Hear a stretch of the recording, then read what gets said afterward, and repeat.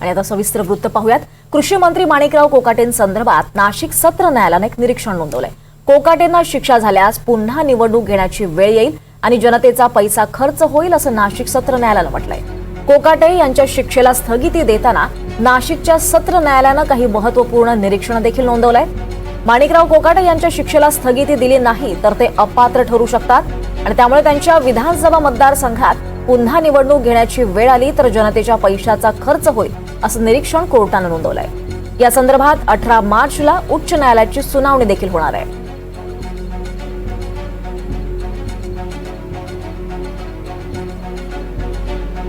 दरम्यान कोकाटे प्रकरणी कोर्टात काय झालंय पाहूयात।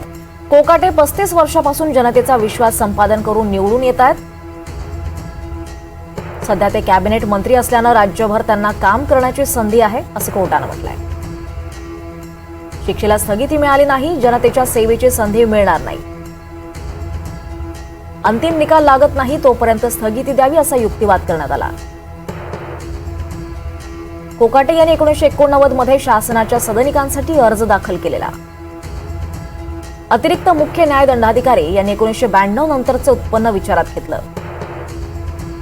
1989 ची आर्थिक परिस्थिती कशी होती हे सिद्ध करता आलं नाही असं कोर्टाने म्हटलंय।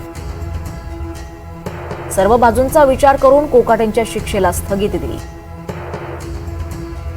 त्यामुळे कृषी मंत्री माणिकराव कोकाटे यांना दिलासा मिळाला।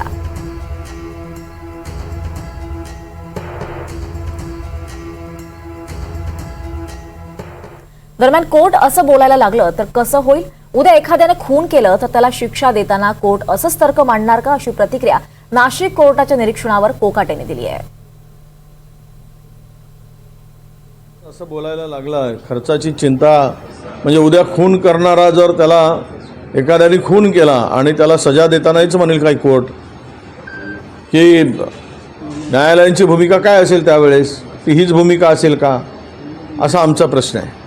म्हणजे कुठलाही गुन्हेगार असेल त्याला तो गुन्हा केला असेल, तो शिक्षेस पात्र असेल तर मग तो शिक्षा झाली पाहिजे।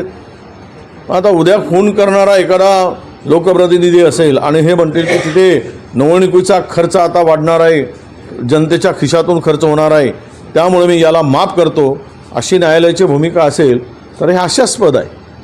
आणि मला वाटतं की न्यायपालिका जर अशा पद्धतीनं वागत असेल तर न्यायाची अपेक्षा दुरापास्त होणार।